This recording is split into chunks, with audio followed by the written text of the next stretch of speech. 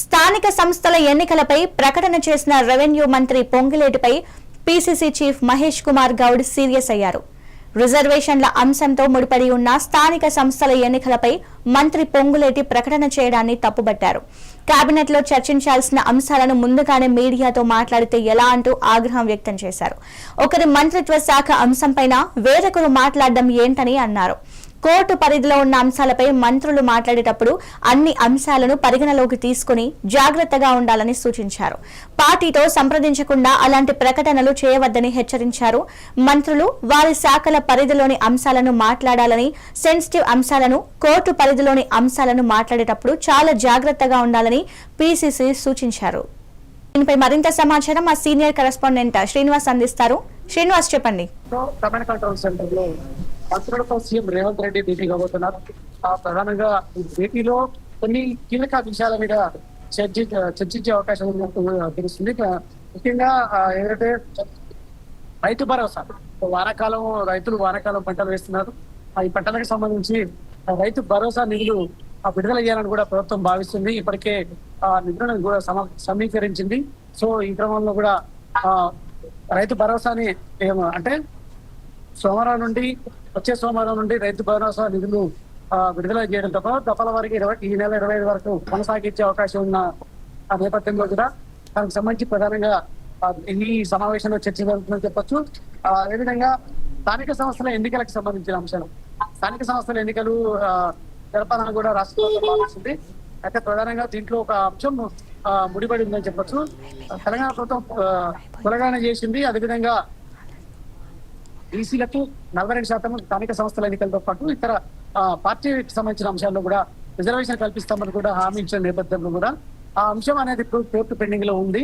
కాబట్టి మరి స్థానిక సంస్థల ఎన్నికలకు ఏ విధంగా ముందుకు పోవాలనే అంశాలపై ప్రధానంగా చర్చ జరుగుతుంది. కానీ ఇప్పటికే మంత్రులు కొంతమంది ఈ నెలాఖరు వరకు నోటిఫికేషన్, స్థానిక సంస్థలకు సంబంధించిన నోటిఫికేషన్ వస్తుందని కూడా చెప్పినప్పటికీ, అంటే వరంగల్లో మంత్రి సీతక్క, అదేవిధంగా ఖమ్మంలో మంత్రి పొంగులేటి శ్రీనివాసరెడ్డి కూడా చెప్పిన నేపథ్యంలో కూడా పార్టీ కూడా ఇప్పటికే సీరియస్ గా ఉంది. పిసిసి అధ్యక్షుడు కూడా సీరియస్ గా వారికి వార్నింగ్ ఇచ్చినట్టు కూడా తెలుస్తుంది.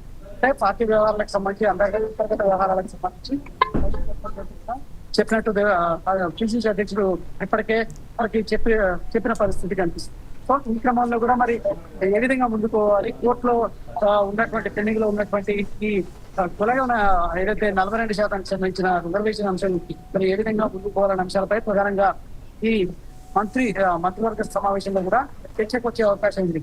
దీంతో పాటు ప్రాజెక్టులు, ఇప్పటివరకు చేపట్టినటువంటి ప్రాజెక్టులు, దానికి సంబంధించిన అభివృద్ధి పనులకు సంబంధించి త్వరితగతిన పూర్తి చేయడం, ఎప్పటివరకు చేపట్టినటువంటి ప్రాజెక్టులకు సంబంధించి పనులు ఎంతవరకు పూర్తయ్యాయి, అదేవిధంగా దానికి సంబంధించిన నిధులకు సంబంధించిన అంశాలపై ఎంత నిధులు వచ్చాయి, ఎంత సమకూర్చాలి, ఎప్పటివరకు కంప్లీట్ చేయాలి అంశాలపై కూడా ప్రధానంగా ఈ సమావేశంలో కూడా చర్చిస్తారని కూడా తెలుస్తుంది. అయితే కొత్తగా చేపట్టబోయే అభివృద్ధి పనులకు సంబంధించి ఈ అభివృద్ధి పనులకు సంబంధించి కూడా ప్రతిపాదనలు కూడా తీసుకురావాలని కూడా ఇప్పటికే చెప్పిన నేపథ్యంలో కూడా ప్రాధాన్యపరంగా ఈ అభివృద్ధి పనులకు కూడా నిధులు కేటాయించే అంశంపై కూడా దీంట్లో ప్రధానంగా చర్చ జరుగుతుందని కూడా తెలుస్తుంది. ఇప్పటికే డిప్యూటీ సీఎం బట్టి విక్రమార్క నేతృత్వంలో ఏర్పాటు చేసినటువంటి మంత్రివర్గ ఉప కమిటీ దీనిపై ప్రధానంగా ఇప్పటికే చర్చ చేసింది. సో సమావేశం అయింది. దానికి సంబంధించి ఈ ఉపసంఘం భేటీలో కూడా చర్చ జరిగిన నేపథ్యంలో కూడా అంటే ప్రధానంగా ఏం జరిగిన అంశాలపై కూడా ఈ సీఎం రేవంత్ రెడ్డి మంత్రులతో ఏర్పాటు చేసిన సమావేశంలో ప్రధానంగా చర్చిస్తారు.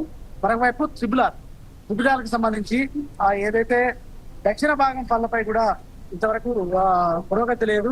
ఇప్పటికే కేంద్ర ప్రభుత్వానికి సంబంధించి డీపీఆర్ కూడా ఇచ్చిన నేపథ్యంలో కూడా దానికి సంబంధించిన అభివృద్ధి పనులపై కూడా ప్రధానంగా చర్చ జరుగుతుందని చెప్పొచ్చు. సో అంటే ఏ విధంగా అంటే ప్రధానంగా భూసేకరణ ఒకటి పెండింగ్ లో ఉంది. అదేవిధంగా పరిహారం సంబంధించిన అంశం, భూసేకరణ చేపట్టడం, సంబంధించిన పరిహారాన్ని ఏదైతే భూమి కోల్పోయిన బాధితులకు పరిహారాన్ని ఇచ్చే అంశంపై కూడా ప్రధానంగా చర్చ జరుగుతుందని చెప్పొచ్చు. సో ఈ అంశాలపై కూడా ఈరోజు కీలకంగా చర్చ జరిపి నిర్ణయాన్ని తీసుకున్నారు. ముఖ్యంగా రైతు భరోసాకు సంబంధించి ప్రధానంగా చర్చ జరుగుతుంది. మరొక వైపు రాజీవ్ యువ వికాసం అనేది తెలంగాణ ప్రభుత్వం ప్రతిష్టాత్మకంగా తీసుకొచ్చినటువంటి పథకం.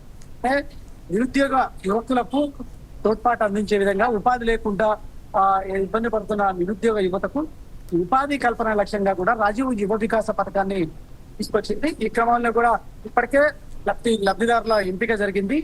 కానీ ఇప్పటి వరకు లబ్ధిదారులకు దీనికి సంబంధించిన ప్రొసీడింగ్స్ ఇవ్వలేదు. సో ఈ నేపథ్యంలో కూడా దానికి సంబంధించి నిధులు ఏంటి, ఎప్పటి వరకు వారికి ఈ ఏదైతే లబ్ధిదారులకు వారికి అందజేయాలనే అంశాలపై కూడా ప్రధానంగా చర్చ జరుగుతుందని తెలుస్తుంది. సో ఈ ప్రధాన ఆర్థిక అంశాలకు ఇతర కాళేశ్వరం ప్రాజెక్టు సంబంధించిన అంశం ఏదైతే ఇప్పటికే పోస్ట్ కమిషన్ కాళేశ్వరం ప్రాజెక్టు అంశానికి సంబంధించిన విషయంలో కమిషన్ విచారణ మొత్తం పూర్తి చేసింది. ఇప్పటికే అంటే మాజీ ముఖ్యమంత్రి కేసీఆర్ తో పాటు మాజీ ఆర్థిక మంత్రి ఈటెల రాజేందర్, అదేవిధంగా ఇరిగేషన్ మంత్రి హరీష్ రావుతో పాటు మొత్తం 114 మందిని కేసులో విచారించింది. సో దీనికి సంబంధించి ఒక నివేదిక వస్తుంది. నివేదిక ఎప్పటి వరకు వచ్చే ఛాన్స్ ఉంది? ఒకవేళ నివేదిక వస్తే రాష్ట్ర ప్రభుత్వం ఏ విధంగా ముందుకు పోవాలి అనే అంశాలపై కూడా ప్రధానంగా చర్చ జరుగుతుందని తెలుస్తుంది. ఇంకోవైపు కొత్తగా కేబినెట్ లో చోటు దక్కినటువంటి 3 మంత్రులు ఏదైతే వాకిటి శ్రీహరి కావచ్చు, అదేవిధంగా అట్టూరు లక్ష్మణ్ తో పాటు వివేక్ వెంకటస్వామి 3 మంత్రుల పరిచయం కార్యక్రమం కూడా ఉంటుంది. ఈ పరిచయ కార్యక్రమంలో కూడా మంత్రుల్ని పరిచయం చేసుకోవడంతో పాటు వారికి ప్రత్యేకంగా అంటే శుభాకాంక్షలు తెలిపే అవకాశం ఉంది. సో ఈ అంశాలపై ప్రధానంగా ఈ కేబినెట్ భేటీలో చర్చ జరుగుతుందని చెప్పొచ్చు. ప్రస్తుతం సీఎం రేవంత్ రెడ్డి ఇక్కడే ఉన్నారు. అంటే ఉదయం నుండి వైద్య శాఖ అధికారులతో సమీక్ష సమావేశం నిర్వహిస్తున్నారు. ఈ నేపథ్యంలో కూడా కొద్దిసేపటి క్రితమే వైద్య శాఖ అధికారులతో సమీక్ష సమావేశం ముగిసింది. ఈ సమీక్ష సమావేశంలో కూడా మంత్రి దామోదర్ రాజనరసింహ కూడా పాల్గొన్నారు. అదేవిధంగా చీఫ్ సెక్రటరీ ఐవీఆర్ రామకృష్ణరావు కూడా పాల్గొన్నారు. సో మరికొద్ది సేపట్లో అంటే మంత్రులు ఇప్పటికే కొంతమంది చేరుతున్నారు, కొంతమంది చేరుతున్నారు. సో మరికొద్ది సేపట్లో ఈ మంత్రులతో సమావేశం అయితే సీఎం రేవంత్ రెడ్డి సమావేశం అయితే ప్రారంభమవుతుందని చెప్పొచ్చు. Right, thank you Srinivas.